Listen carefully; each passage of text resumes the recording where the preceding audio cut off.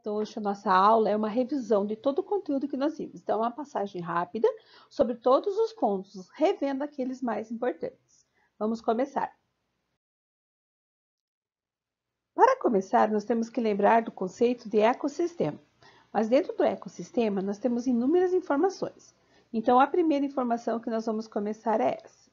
Nós vamos considerar espécies, seres, um conjunto de seres semelhantes entre si, que tem a capacidade de ter a reprodução e deixar descendentes férteis. Esse mesmo grupo de seres dentro do ambiente, no mesmo tempo, chama-se população. O conjunto de várias populações, eu vou ter uma comunidade. E a comunidade, quando interage com o meio, você tem 3 comunidades aqui de animais, mais as comunidades de plantas, tá? Das gramíneas e pinheiros, né? E diversas árvores que tem. A soma de tudo isso, a relação desses seres, um com os outros, tá? E com o meio em que eles se encontram, com o meio ambiente, isso vai se chamar ecossistema. Então, lembre que o meio tem o fator abiótico, aquele que não tem vida. Então, esse relacionamento dos seres vivos entre si e com o meio ambiente em que eles vivem, nós damos o nome de ecossistema, ok? Então, dentro de um ecossistema, nós vamos ver que os animais vegetais, né, todos os seres vivos, se relacionam através de uma cadeia alimentar. Então, a base de relação dos seres vivos, a função deles é a cadeia alimentar. Então, para você relembrar, dentro do ecossistema, onde o animal vive, é o habitat, é o endereço dele. O que ele faz, é o papel que ele desempenha, se ele é herbívoro, se ele é consumidor ou decompositor, é o papel que ele desempenha, chama-se nicho ecológico. E dentro dessa relação, nós vamos ter o que a gente chama de cadeia alimentar. Então, é como se relaciona para alimentar, conforme a alimentação que eles têm. Então, nós vamos chamar as plantas, que são seres fotossintetizantes, de produtores, né? Quando você tem aqui, ó, um animal que consome a planta, como herbívoro, é um consumidor herbívoro ou consumidor primário. O segundo consumidor é carnívoro, porque comeu um consumidor primário. O terceiro consumidor é um consumidor também carnívoro, está consumindo aqui no caso a cobra, o sapo, e assim por diante, o quarto consumidor ou de quarta ordem. Nós vamos classificar também na forma do nível, ou seja, de nível trófico. Nível trófico é o nível que ele se encontra dentro dessa cadeia de alimentação, tá? Ela que é a base de tudo. Então, o primeiro nível é o produtor, aquele que produz o alimento, ou seja, todos os seres fotossintetizantes, quimiosintetizantes também. O segundo nível é o primário, né, você vem como consumidor daí. Terceiro nível é o secundário, consumidor secundário. O quarto nível, desculpa que está aqui atrás, mas dá para você ver que é o consumidor terciário, né? E o quinto nível é o consumidor quaternário. Então, você vê que você tem uma sequência lógica. Lembre-se que o produtor, tá? O produtor é a base de toda a cadeia alimentar. Então, no mar, nós temos como base os seres que a gente chama de fitoplâncton, que são as algas microscópicas, extremamente importantes, por serem pequenos, tem uma grande taxa de fotossíntese, uma grande liberação de oxigênio, e acabam renovando o oxigênio do ar para nós, ok? Então, dentro dessas cadeias alimentares, elas vão se interligar, e a gente vai chamar essa interligação, esse entrelaçamento de cadeias, nós vamos chamar de teia alimentar, onde você vê que um produtor, ele pode alimentar vários tipos de herbívoros. E que esses herbívoros, né, no caso aqui você tem vários tipos de herbívoros. E que um herbívoro pode alimentar, né, participar de diversas cadeias e assim por diante. Então, teia alimentar é nada mais do que a organização de todas as cadeias dentro de um ecossistema. E eu não falei antes, mas você sabe bem, que toda cadeia tem os decompositores, representados por fungos e bactérias. O que acontece nessa cadeia? Os fungos e as bactérias, eles vão agir em todos os elos da cadeia, decompondo a matéria orgânica e liberando esses nutrientes para serem reaproveitados. Diferente da energia, que nós sabemos que é energia, até vou colocar aqui para vocês em amarelinho, né? A energia ela é captada somente pelos produtores. Então, enquanto a energia é unidirecional, só os produtores pegam e repassam para os consumidores primários. Esses primários vão passar para os secundários, tá? E assim por diante. Sabe-se que a cada elo vai se perdendo essa energia, diferente da matéria que faz um ciclo. Então, os decompositores, eles reciclam a matéria, fazem um ciclo e você não perde nada, ok? Nós podemos representar a cadeia alimentar em forma de pirâmide, tá? Então, a pirâmide pode ser de número, biomassa ou de energia. A de energia nunca vai ser invertida, sempre a base vai ser mais larga e os elos acima vão diminuindo. A de biomassa pode acontecer uma inversão quando o produtor for de grande porte e o consumidor primário de pequeno porte, tá? E a de número sempre vai dar um número. Ah, você tem 1000 pés de alface que alimento 400 coelhos e assim por diante. Então, ela sempre vai dar uma numeração desse. Ela pode também ser invertida, né? Como você pode ver aqui pela numeração que você tem, ok? Não esqueça que biomassa é a peso seco do animal. Então, você tem que pesar todos os seres secos, porque cada um tem uma quantidade de água diferente. E lembre-se que a de energia nunca muda. Sempre vai ser nesse formato, mais largo, baixo, e vai diminuindo, estreitando, como uma pirâmide mesmo, ok? Se nós formos estudar uma população, então você vai determinar, escolher um local, e vai escolher uma população que você vai estudar, e você vai ver, enquanto você tem um espaço para essa população crescer, ela vai crescer, crescer, crescer e tomar conta de tudo. Aí o que acontece? Vai chegar um momento que vai faltar espaço e alimento. Então a população tende a entrar no equilíbrio. E aí esse equilíbrio aqui, ó, a gente chama de potencial biótico da população. Então, se tivesse recursos ilimitados, ela ia crescer exponencialmente o tempo todo. Por isso que é um crescimento teórico. Mas como você tem esses recursos, essas pressões do ambiente, então você tem com que a população cresce, cresce, cresce, chega num ponto, morre uma parte da população, ela diminui. Aí tem mais distribuição, né? Tem maior oferta de alimento e espaço, ela volta a crescer. Aí dá uma doença, diminui. Aí passa a doença, melhora, tem situação melhor de condição de vida, de reprodução, vai de novo, e assim por diante, até atingir esse equilíbrio. Isso aqui é o potencial biótico. Quem atua nisso também, né, é a densidade, que a gente tem que estudar cada vez que trabalha com o crescimento populacional, e essa dinâmica, que ela é sempre, como o nome diz, é uma dinâmica. Então, você sempre vai controlar a taxa de nascimento, com a imigração, a taxa de mortalidade e a imigração. Aí você consegue fazer uma leitura de como que essa população está crescendo. Feito? Bom, o segundo ponto que a gente tem que relembrar é o ciclo do carbono e do oxigênio, que fazem parte dos ciclos biogeoquímicos. Ele é extremamente importante, então você marque para você estudar bastante esse ciclo, tá? Nós tivemos muitas alterações, principalmente agora no caso, né, da quarentena, então provavelmente é um bom tema para perguntarem para você. Então você tem aqui, ó, que na respiração, quando qualquer ser vivo faz a respiração, ele vai liberar gás carbônico para a atmosfera. E que esse gás carbônico vai ser capturado para fazer a fotossíntese. Então, é uma troca constante. Você libera da respiração e pega pela fotossíntese. Pela fotossíntese, você sabe que quando um vegetal, aqui no caso, ele absorve o carbono, ele vai ficar incorporado em suas estruturas e vai passar pela cadeia alimentar esse carbono para os outros seres dessa cadeia. Então, no caso aqui, a planta passa para o herbívoro, o carbono vai para esse herbívoro. Esse herbívoro também está respirando. Então, se ele está respirando, ele também está devolvendo aqui, ó, gás carbônico para a atmosfera. Feito? Quando ele for decomposto, também vai ocorrer liberação desse gás carbônico. Só que esse ciclo aqui, ele está totalmente em equilíbrio. Só que nós estamos fazendo o quê? Usando combustíveis fósseis. Então, nós estamos acrescentando gás carbônico que antes não fazia parte do ciclo. Então, eu estou aumentando com isso a quantidade de gás carbônico disponível na atmosfera, que o meu ciclo não vai dar conta de absorver. Por quê? Porque ele só consegue absorver aquilo que está dentro do período deles agora, que é o nosso período de vida aqui. Tá? O oxigênio, ele se completa aqui, porque o que acontece? o oxigênio, ele acaba entrando também nesse processo, né?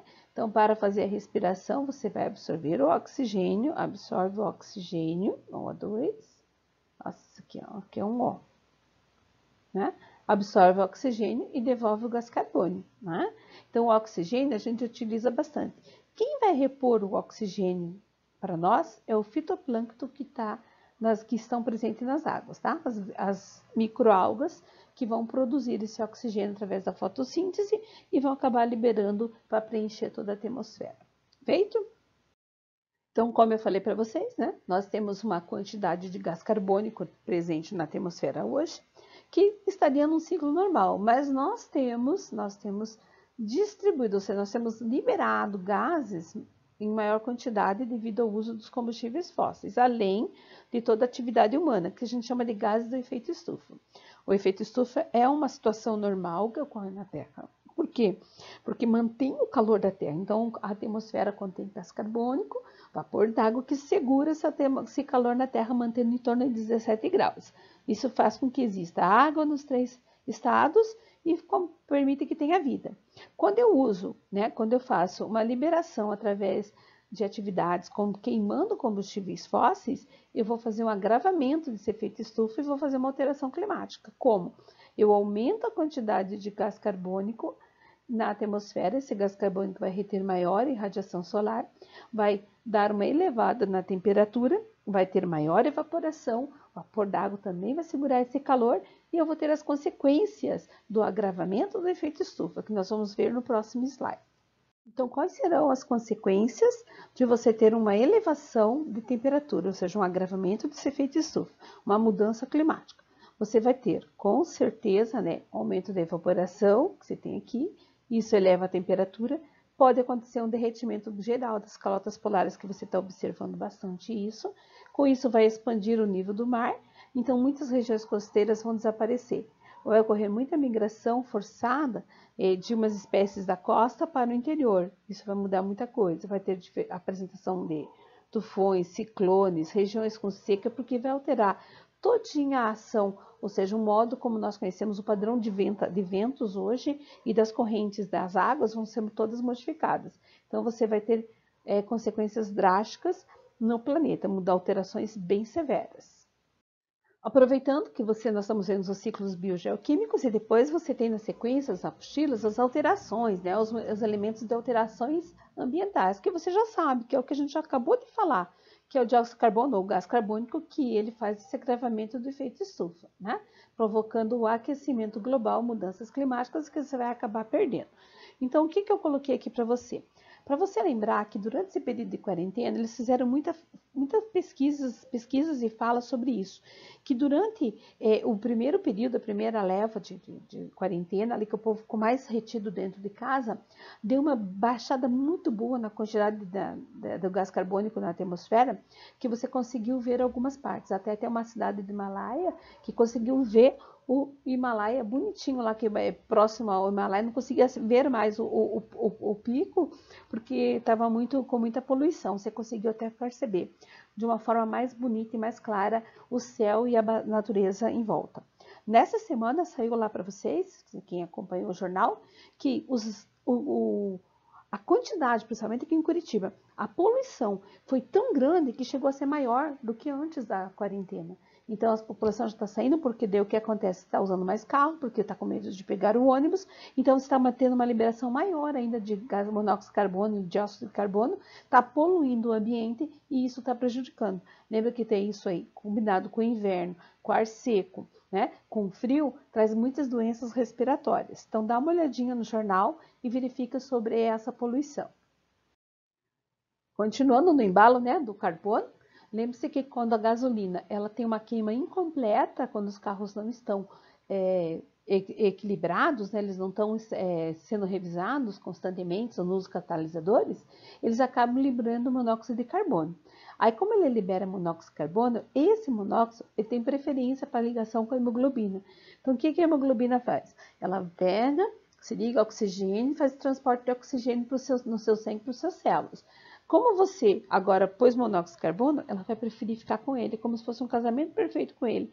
Então, aquele sítio de transporte de oxigênio está inutilizado naquele momento. Então, ela não faz transporte. Então, baixa a oxigenação das suas células, e isso é prejudicial, tá?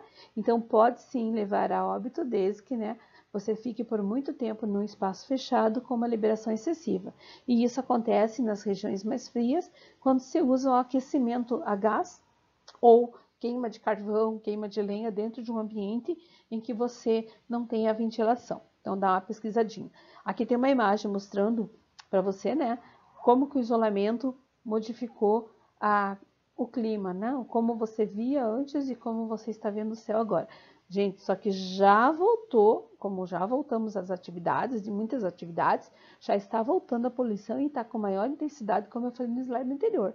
Porque agora o pessoal está usando ainda mais o transporte individual, o transporte coletivo está sendo deixado de lado, ok? O ciclo do nitrogênio.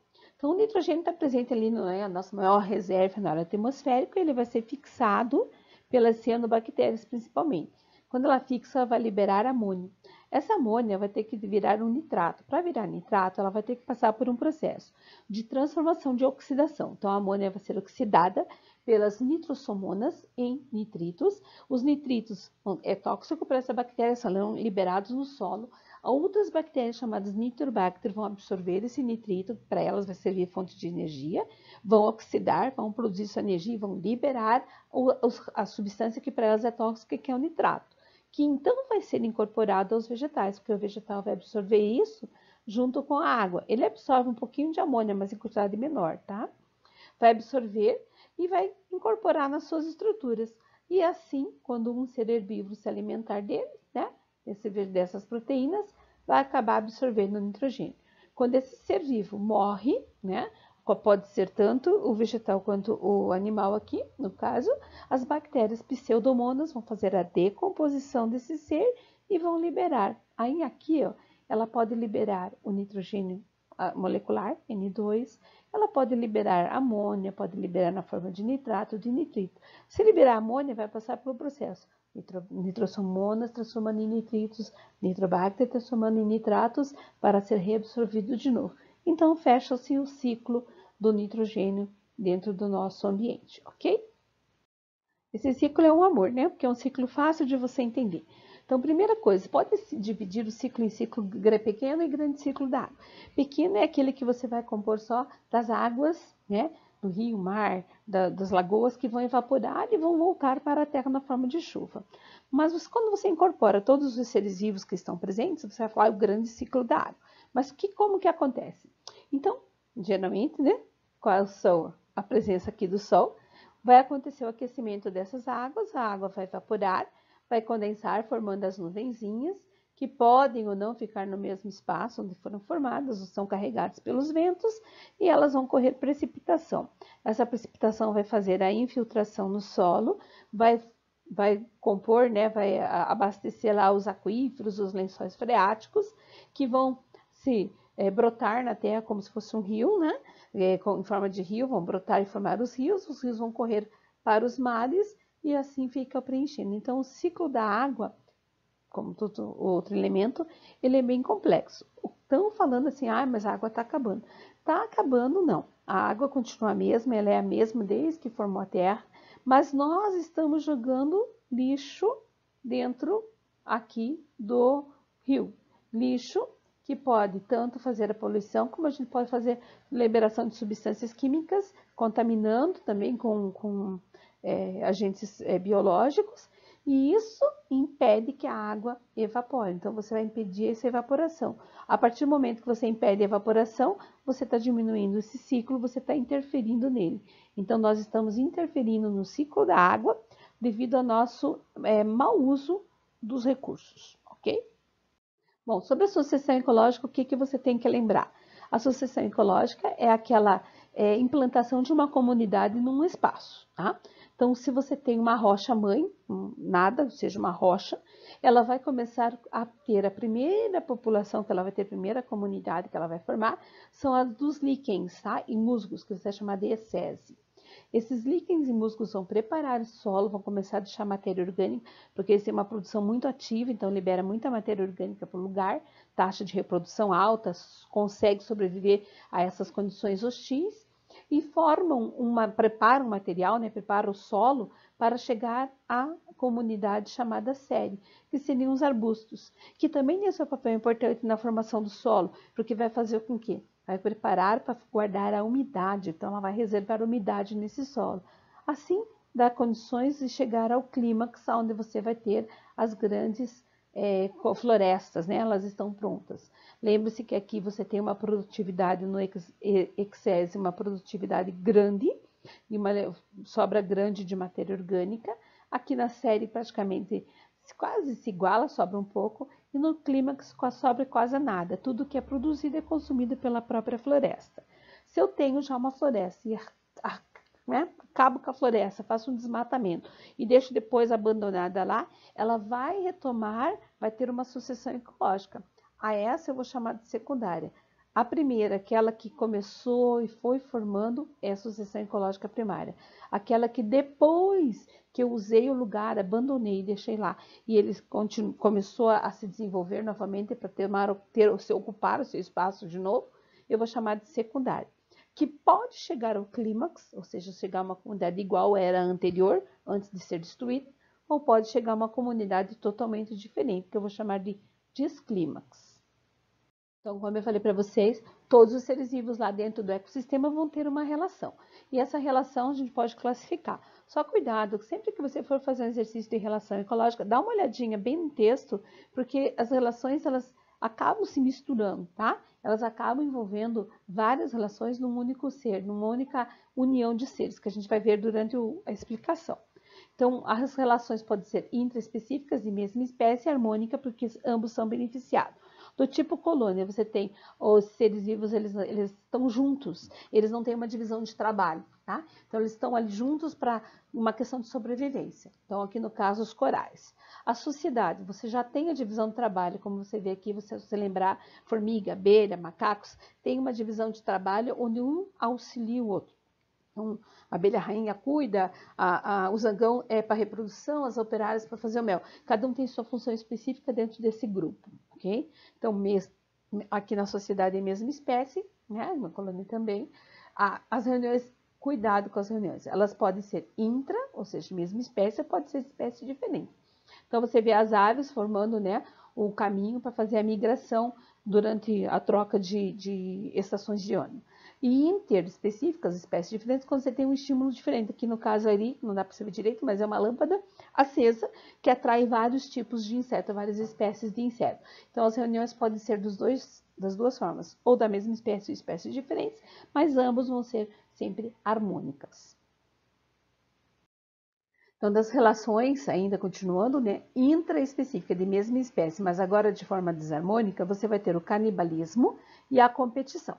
Canibalismo é quando o indivíduo ele consome outro, né, da mesma espécie, então você está praticando o canibalismo, está eliminando alguém da tua mesma espécie. No caso aqui você tem a viúva negra que acaba consumindo o macho após a cópula para poder ter proteína para a postura dos ovos e para se nutrir. A competição aqui no caso é pelo território, então você tem aqui uma briga, né, entre eles, ou eles brigam por território ou brigam pela fêmea, para poder procriar e deixar os seus filhotes, né? É desarmônica porque um sempre vai acabar perdendo, né? Nas relações interespecíficas, espécies diferentes e harmônicas, você vai ter o mutualismo e a protocooperação. Do mutualismo, você tem os líquens, que é uma associação de algas com fungos, onde o fungo vai absorver, né, do ambiente a água e sais minerais mandar para a alga faz fotossíntese e devolve o alimento para ele. A protocooperação, desculpe, não dá para você ver direito aqui, mas está mostrando aqui um crocodilo com um pássaro palito na boca. E o que ele faz o quê? Os dois são beneficiados, tá? Na protocooperação. Então, o jacaré ele se alimenta, fica com o resto de comida e parasitas na boca. O pássaro ele vai lá descansar depois da comida, da refeição, abre a boca, o pássaro palito vai lá e palita os dentes dele. O pássaro palito tem alimento bastante alimento no mesmo lugar, e o crocodilo se livra dos parasitas e dos resíduos no meio do dente. Um agir do outro, mas os dois vivem bem isolados, não precisa ter essa relação, não é obrigatória. Diferente do mutualismo, que é uma relação obrigatória. Então, continuando nas relações lá, de espécies interespecíficas, espécies diferentes, mas harmônicas, você tem a sinfilia, aonde as formigas elas dão uma certa proteção para os pulgões, né? E em compensação elas ganham uma secreção açucarada que eles acabam eliminando. E das desarmônicas entre espécies diferentes, você tem o predatismo, onde você tem um predador e a presa, né? Então você tem um ser que vai caçar o outro, vai consumir, e você tem o parasitismo, onde você vai ter o parasita e o hospedeiro, onde o parasita vai retirar do hospedeiro o alimento que ele precisa, então ele vai prejudicar esse hospedeiro dele, ok? São muitas as relações, né? Então vamos continuar nela. Ainda ó, entre espécies diferentes, mas harmônicas, você tem o comensalismo, onde você vê aqui, ó, as hienas e os abutres estão se alimentando dos restos deixados pela família de leão. Então a leoa caçou, os leões comeram e aí sobra serviu de alimento. Então, quando um animal, um ser vivo, se alimenta dos restos deixados, das sobras deixadas pelo outro. Quem é beneficiado é quem está se alimentando e quem deixou a sobra não é prejudicado nem é beneficiado. Então, ele é neutro nessa relação. O inquilinismo também. O inquilinismo é quando um ser serve de abrigo para o outro. Então, aqui no caso, você tem o peixe fiester, tá? Que ele entra dentro do intestino do pepino do mar quando está em perigo e depois sai. Para ele é um benefício porque ele ganha proteção, para o pepino não sofre nada, então, para tudo bem na relação dos dois. O epifitismo é uma forma, tá, de inquilinismo. Quando eu trabalho com as epífitas, com as plantas chamadas epífitas, que usam de suporte, de abrigo, de proteção e de alavanca para chegar próximo ao sol, um galho de uma árvore, de um tronco de uma árvore, ok? E aqui a foresia é quando um ser transporta o outro. Aqui você tem o transporte do grão, do pólen, através da polinização, você pode considerar uma foresia porque você está transportando parte de um ser. Né? Também, lembra que eu falei, também pode ser considerado uma protocooperação, porque um está ajudando o outro. A abelha ganha o néctar e a planta está ganhando a polinização, que faz a perpetuação da sua espécie. Feito? Continuando nas relações, agora elas são desarmônicas, mas é entre espécies diferentes, a gente vai chamar isso de competição interespecífica, onde aqui as plantas, elas competem pela luz do sol, tá? Então, tento crescer mais, tento achar caminhos para buscar essa luz do sol. A outro tipo de relação é o amensalismo ou antibiose, quando você tem aqui um pinus, que ele, quando cai as folhas no solo, o solo fica com pH ácido, então nada cresce aqui embaixo. Tá? Então, é uma espécie, ela libera uma substância que inibe o crescimento de qualquer outra próxima. E o esclavagismo, quando você usa do trabalho do outro. Então, aqui você tem o ninho, né? Que você tem o tico-tico, os ovinhos, e tem o ninho do chupim, os ovinhos do chupim. Ele vem, como ele não quer chocar, não quer fazer ninho, ele bota no ovo do tico-tico e o tico-tico faz o trabalho para ele de chocar e cuidar do filhote. Feito? Bom, dentro das alterações ambientais, nós temos o que a gente chama de inversão térmica, que você está marcado aqui, ó, né, para você ver. Então, a inversão térmica é uma das alterações ambientais que ocorre, que você também estuda lá em geografia.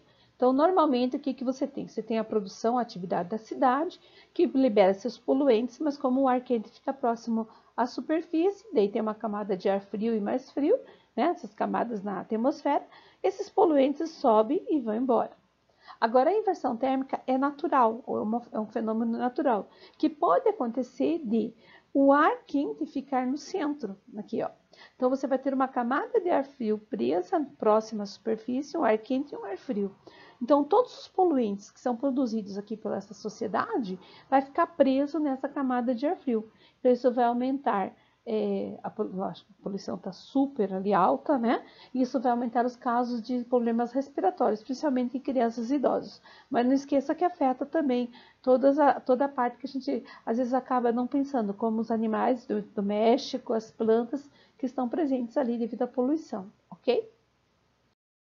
Então, outra forma de poluição que você tem é a chuva ácida, né? A chuva ácida ocorre por quê? Porque algumas fábricas, empresas, indústrias acabam liberando alguns óxidos, principalmente de enxofre de nitrogênio. Esses óxidos vão reagir com a água presente na atmosfera. Quando reage com a água, vão produzir um ácido.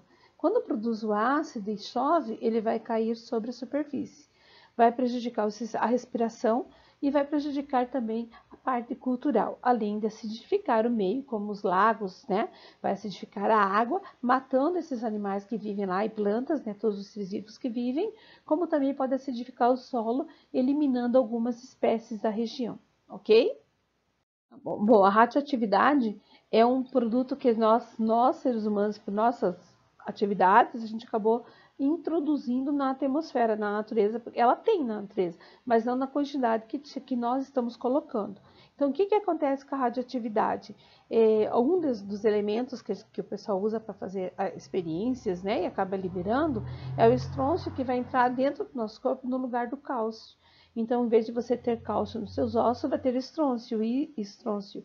E ele vai atacar o tecido hematopoético e você pode vir a ter leucemia, né? Além de fazer todo o processo de mutações que vão gerar, né, problemas no futuro. Então, aqui você tem imagens da bomba atômica que foi liberada em 1945, no qual ainda nós temos, não posso dizer resíduos, mas ainda nós temos casos de pessoas que estão vindo a falecer devido a essa atividade humana. Outro tipo de poluição é a eutrofização. Então, para você entender aqui, você tem os níveis de nitrogênio e fósforo dentro de um lago, né? As algas bonitinhas, produzindo a sua fotossíntese, respirando e liberando excesso de oxigênio para a atmosfera e os animais pegando. O que acontece? O que acontece quando tem a eutrofização? Quando tem eutrofização, o esgoto não tratado, aqui o esgoto foi jogado dentro do rio. Então, você tem um aumento de elementos como fósforo e nitrogênio. As algas, né, elas ficam maluquinhas, falam assim, nossa, muito alimento. Então, elas começam a se alimentar e como elas são seres muito simples, elas começam a multiplicar muito. E elas começam a consumir o oxigênio, começam a diminuir a oxigenação.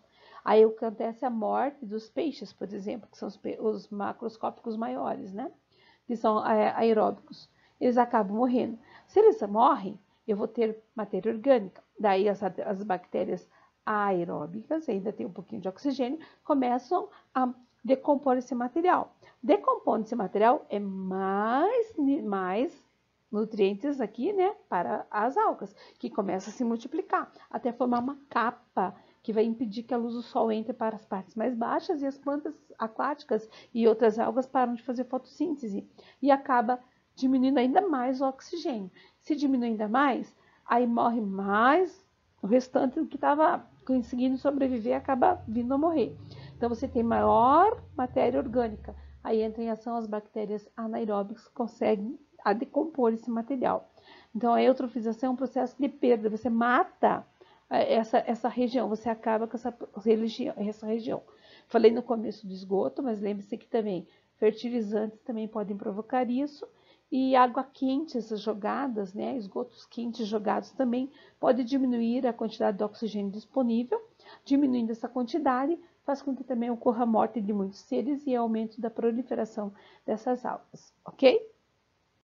Mais uma alteração, né, ambiental, que são os derrames de petróleo, ou seja, quando você joga o petróleo tem uma derrame no mar, ele vai fazer uma película em cima da água, não vai poder passar a luz solar, o fitoplâncton para de fazer fotossíntese, que é a base da cadeia alimentar, ele diminui drasticamente e isso vai afetar todo o processo alimentar daquela região. Além do que, todos os seres que vivem ali vão ficar impregnados pelo óleo, que nem peixes, no caso as brânquias, e não vão conseguir fazer as trocas gasosas, acabam morrendo. E todos os animais que entrarem em contato, como você está vendo aqui a ave, acabam sendo prejudicados e acabam morrendo, ok? Sobre a camada de ozônio, você tem que lembrar, né, que o ozônio é destruído a camada principalmente pelo CFC, pelo clorofluorcarbono, né? Então, o que acontece com a destruição? A camada de ozônio é uma camada de gás, ozônio, que está em volta, né, do planeta Terra, protegendo-nos dos raios ultravioletas.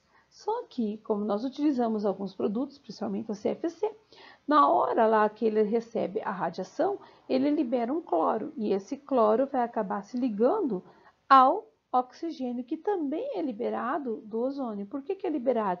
Porque quando bate o raio ultravioleta aqui, nossa, esse aqui é um raio, gente. Bate o raio aqui ultravioleta, ele vai separar o oxigênio. Então, o cloro acaba pegando o oxigênio para ele e você forma uma molécula pega aqui um átomo de oxigênio que forma uma molécula de oxigênio. E daí o que acontece? Pode acontecer de, no próximo momento, o cloro liberar o oxigênio, que vai acabar se unindo a outro átomo de oxigênio, vai formar o gás oxigênio e vai descer da camada de ozônio para baixo. Ou seja, vai vir para a estratosfera, tá? Aí isso você perde a formação. Então, a camada de ozônio está sempre sendo refeita, O3, O2, O3, O2 o tempo todo, mas quando você introduz o cloro lá, o cloro bagunça isso, e daí você fala que nós fizemos um buraco na camada de ozônio. Lembre que o buraco é só uma expressão, né? Você está diminuindo a espessura dessa camada. E esse ozônio na Terra, esse ozônio não protegendo, vai chegar na Terra muitos raios ultravioleta que podem gerar câncer nós, né? Cegueira, porque faz a formação de catarata, não só em nós, como nos outros animais. Pode queimar frutos e folhas e prejudicar a colheita. Vamos dar uma breve revisão também sobre a origem da vida. Então, rapidamente relembrando, você sabe que o povo queria sempre, mas de onde que veio a vida? Como que surgiu o primeiro ser vivo? Como é que fez? Aí todo mundo começou a pensar e chegaram uma época aí, até 1860, acreditava-se que tinha algumas matérias que tinham um princípio ativo. E esse princípio ativo, ou força vital, fazia surgir a vida. Então, eles acreditavam fielmente que esse princípio era capaz de surgir vida, tanto que tinha vários métodos para você produzir. Por exemplo, né? Pegar a camisa, pegar palha de milho, deixar lá num cantinho que surgia ratos. Então, a esse pensamento deu seu nome de geração espontânea, porque espontaneamente, através do princípio ativo, a vida era gerada, ou abiogênese, tá? Gênese, né? Surgimento, bio, vida, não. O surgimento da vida sem ter uma vida pré-existente. Então, nós tivemos alguns defensores, como você vê no slide. Então, um grupo acreditava fielmente que a vida só vinha através de outra vida. Mas daí surgiu o Red, né, que ele pegou e fez um experimento, onde ele pegou um frasco, né, um frasco lá e ferveu caldo de carne. E fechou esse frasco e deixou um tempo lá. Depois não aconteceu nada, não apareceu nenhum micro-organismo dentro dele. Quando ele quebrou esse frasco, abriu, entrou em contato com o ar, encheu de micro-organismo no frasco. Então, ele falou que existia no ar alguns seres que nós não víamos, que eram capazes de se reproduzir dentro do meio. Mas as pessoas não acreditavam muito nele porque achavam que ele não estava correto. Até que em 1860 veio Pasteur. Pasteur fez o quê? Ele pegou um balão de vidro, nossa, vejam bem, é um balão de vidro, e aí tinha um pescoço comprido, ele entortou esse pescoço, nesse balão de vidro, dentro do laboratório, fez o caldo de carne, encheu tudo e deixou lá. Então, quando ele fez esse aquecimento, ficou bem melhor, não estava tão feio que nem o meu aqui, né, mas ficou aqui, ficou preso aqui, ar, e não permitia a entrada de micro-organismos. Quando ele quebrou aqui o garrafão, né, quando ele quebrou o balão, o que ele fez? O balão não, tá, gente? Só quebrou a boca, que meu desenho aqui quebrou tudo aqui, peraí.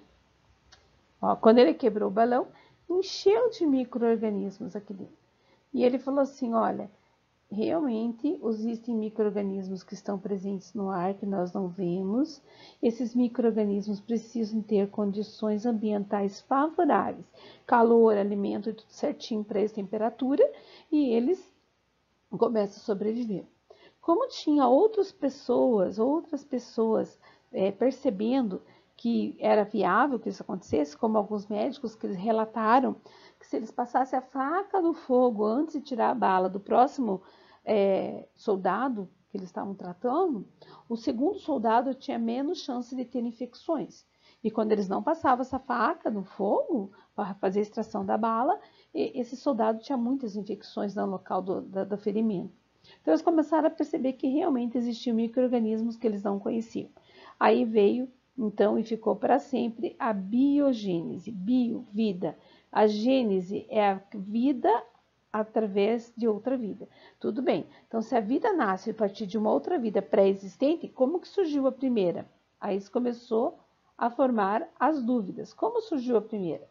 Aí vem as hipóteses, que são essas aqui, nós vamos ver agora, para explicar como surgiu a primeira. Veio lá a primeira e falou assim, veio um meteorito que tinha alguma estrutura, como uma arqueobactéria aqui na Terra. E a Terra tinha condições ideais de temperatura, calor, alimento para eles, tudo certinho. Então elas conseguiram sobreviver, se multiplicaram e deram, por processo evolutivo, chegou às espécies que nós conhecemos hoje. Depois surgiram outras hipóteses, né? Nós temos aqui a autotrófica, que diz lá que os primeiros seres eles eram quimiosintetizantes, ou seja, eles faziam uma reação química, obtinham energia e com essa energia eles acoplavam o carbono ao hidrogênio da água, né? Faziam a reação química e produziam a glicose que ia sustentar toda uma cadeia alimentar. Só que essa teoria está assim começando a ser mais aceita agora, por causa dessas descobertas novas, desses micro-organismos que estão mantendo um ecossistema em locais bem hostis, tá? Mas não é a mais aceita mesmo, é a hipótese heterotrófica que nós vamos ver agora. Bom, então daí veio o Parin. O Parin falou assim, olha, a origem da vida aconteceu da seguinte forma. Nós tínhamos uma atmosfera primitiva, e durante a formação, né, da solidificação da Terra e formação da Terra, nós tínhamos um ambiente totalmente instável, muita radiação, muito vapor d'água, muitas tempestades, que, né, acabaram de induzir principalmente as descargas elétricas, na formação de moléculas orgânicas, como aminoácidos no ar, que caíram no solo ou na água e acabaram se agrupando e formaram os primeiros seres no fundo do mar. Esses primeiros seres faziam fermentação, começaram a liberar gás carbônico. Esse gás carbônico primeiro tomou conta de toda a água, depois saiu, né, pela superfície ali, fez as trocas com a atmosfera para encher a atmosfera. Quando você tinha gás carbônico suficiente, provavelmente aconteceu alguma alteração lá em algum ser. Lembre-se que primeiro lá surgiram as proteínas, daí veio o RNA, depois que veio o DNA, tá? Daí que veio os seres mais evoluídos. Então, sempre do mais simples para o mais complexo. Aí esses seres começaram a se modificar, surgiram os primeiros seres fotossintetizantes, começaram a fazer fotossíntese, liberar oxigênio. O oxigênio foi um gás que matou muitos seres vivos, fez a primeira grande extinção da Terra. Aí esse gás tomou conta da água, passou para a atmosfera, formou a camada de ozônio e daí os seres começaram a evoluir e começaram a dominar todos os ambientes, tá? Então essa é a hipótese heterotrófica de origem da vida. E para comprovar isso, surgiu o aparelho de Miller. Miller era um discípulo, um estudante, né, que trabalhou bastante tempo com o Parin e dele fez em laboratório o que o Parin falou, descreveu. Então ele colocou aqui a água em ebulição, pôs aqui um foguinho aqui, né, para dar uma aquecidinha. Aí tinha aqui um caminho que a água percorria, e durante esse caminho ela encontrava outros gases, descargas elétricas dos eletrodos, passava um resfriador aqui por causa da condensação, então aquilo que virava vapor, resfriava, voltava a virar líquido, era fervido, voltava e ficou aqui por uma semana. Aí ele pegou uma amostra, né, dessa líquido e ele encontrou aminoácido, tá? Então ele encontrou a formação de aminoácidos. Então ele falou assim que realmente a ideia de Oparin era uma ideia viável. Depois dele veio o Fox, que fez o quê? A partir desse aminoácido, jogou isso em pedra quente, numa rocha superaquecida, e conseguiu formar umas bases nitrogenadas. Daí ele falou, realmente há condições de que a vida tenha surgido dessa forma.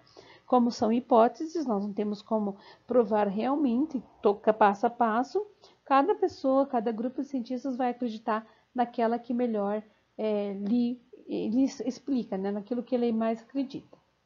Então tá bom. Então nós temos lá como surgiram as primeiras vidas, mas e como é que aconteceu a evolução? Aí veio as ideias de Lamarck primeiro, seguidos da de Darwin. Lamarck diz que o meio vai induzir o ser vivo a formar novas características. Então, você tem girafas de pescoços pequenos que precisam se alimentar de folhas que estão lá no alto. Então, o meio faz com que ela estique o pescoço até ficar pescoçuda. Então, ela se adaptou a essa necessidade. Então, essa era a ideia de Lamarck. Então, ela falava assim, primeiro que o ser vai adquirir uma característica, que o meio vai se adaptar ao meio, vai adquirir essa característica e vai passar para os seus descendentes. Darwin falou, não é bem isso, olha só, tem uma grande variedade, né, de variabilidade de seres, são girafas de pescoços curtos, compridos, né, e médios e longos, e provavelmente não tinha mais alimentação no solo, só tinha alimentação nas árvores, no topo das árvores. As girafas que tinham pescoços longos foram selecionadas e as outras eliminadas. Então, a seleção natural favoreceu quem tinha pescoço longo. Então, essas eram as diferenças entre Darwin e Lamarck, tá? Então, Lamarck dizia, adquiriu uma característica, passa aos seus descendentes. Darwin falava, não, você tem a característica, você é selecionado justamente porque você tem ela, então você é selecionado pelo ambiente. Bom, depois de Darwin, né, começou-se a conhecer, né, a genética, então sabia-se que além da seleção natural, eu tinha também a variabilidade. Essa variabilidade era dada pela condição genética. Aí surgiu o neodarwinismo, aqui, ó, neodarwinismo, tá? Onde você vai ter a seleção natural e a mutação. Então, aqui é o exemplo clássico em que você tem as borboletas que têm duas cores, mariposas escuras e mariposas claras. E antes da Revolução Industrial, os troncos das árvores eram claros, então as mariposas claras nesse ambiente, elas tinham uma característica, já tinham essa característica, elas não mudaram, elas tinham essa característica, elas eram beneficiadas. E as mariposas escuras eram caçadas, predadas, então a população estava diminuindo. Quando aconteceu a Revolução Industrial, os troncos das árvores ficaram escuros. Se ficaram escuros, o que aconteceu? Teve uma mudança de ambiente. Quem foi beneficiado? Aqui no caso foram as escuras, que estavam agora, tinham a característica necessária para esse ambiente, enquanto as claras foram eliminadas. Ok? Então, nós temos o Lamarckismo, nós temos o darwinismo, a neodarwinismo e temos a teoria sintética, tá? Deixa eu escrever aqui para vocês que não tem sintética. A teoria sintética, ela vai levar em conta,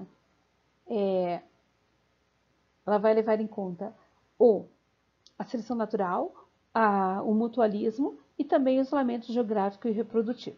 Então, numa população, por isolamento geográfico, eu dividi a população que era antes a mesma em duas, porque estão em ambientes separados. Então, eu vou chamar de população A e população B. Elas vão ter reproduções dentro delas mesmas, então o fluxo gênico vai correr dentro de cada uma delas. Tá? Quando eu coloco as duas juntas no mesmo espaço, elas conseguem se reproduzir, mas vão dar raças diferentes. Então, o isolamento vai gerar a raciação, raças diferentes. Então, durante o processo evolutivo, foi isso que fez com que surgissem novas raças. Já o isolamento reprodutivo, na continuidade, o que vai acontecer? É igualzinho. Por algum motivo geográfico, você separou a população inicial em duas, e essa população ficou muito tempo, aqui é o tempo, muito tempo separadas. Se elas ficaram muito tempo, elas ficaram trocando fluxo gênico só entre elas. E isso acarretou mudanças drásticas, tão drásticas que quando elas são colocadas juntas, elas não conseguem se reproduzir. Então, eu tenho duas espécies novas. Eu tinha uma e agora eu tenho duas. Então, o isolamento reprodutivo leva à especiação. Então, a teoria sintética diz que através da seleção natural, das mutações, do isolamento geográfico e reprodutivo, ocorreram todas as alterações nos seres vivos que existiam até chegar aos que nós conhecemos hoje. E daí, para comprovar essa teoria sintética, nós vamos estudar as evidências, né, que são as fósseis, que são os vestígios deixados pelos seres do passado, que pode ser de diversos processos que nós vimos recentemente. Esses vestígios são estudados e vai determinar pelas características como que ocorreu esse processo de evolução de cada espécie. E essa evolução biológica pode ter ocorrido de forma de irradiação adaptativa, quando a gente estuda, né, os órgãos homólogos, aqueles órgãos que vão ter a mesma origem embrionária, mas eles têm diferentes funções às vezes, tá? Então, a partir de um ancestral comum que você tem aqui, ó, no centro, esse ancestral tomava conta de um espaço, eles sofreram um isolamento geográfico por muito tempo, então, reprodutivo, tiveram modificações e geraram as novas espécies. Então, quando fala de órgãos análogos, são aqueles órgãos análogos. São aqueles órgãos que eles são semelhantes, têm a mesma função, mas não têm a mesma origem. Então, o ambiente é aquático. O que eu preciso ter? Nadadeira ou forma hidrodinâmica. Então, dá um indício aqui de que esses organismos eles habitavam o mesmo ambiente, tinham o mesmo habitat. Então, eles foram selecionados justamente por ter a característica necessária. Então, no caso anterior, que era os órgãos homólogos, né, eles estavam em lugares diferentes, em diversos lugares, mas como eram todos o mesmo, têm a mesma função, são semelhantes, é porque eles tiveram um ancestral comum. Aqui nos análogos não é o mesmo ancestral, eles têm o ambiente, né, que selecionou esses seres porque cada um no seu grupo tinha uma característica necessária para sobreviver no ambiente. E as evidências bioquímicas e genéticas, que você já sabe, né? Então, você tem a bioquímica genética e tem a embriológica também, né? Embriológica. Vou pôr só aqui a embriológica, para você lembrar. Então, essas características que vão acabar lembrando, né? Levando tudo a um ancestral comum. Então, existem várias características que vão mostrar, os estudos acabam mostrando que lá no passado nós tivemos um ancestral comum. Então, pessoal, com isso a gente deu uma boa revisada em todo o conteúdo que nós vimos durante o semestre, talvez ajude bastante vocês. Relembrar, ver aquele ponto que você ficou com mais dúvida, procure na sua apostila. Qualquer coisa, manda uma mensagem para tirar a tua dúvida, ok? Bons estudos!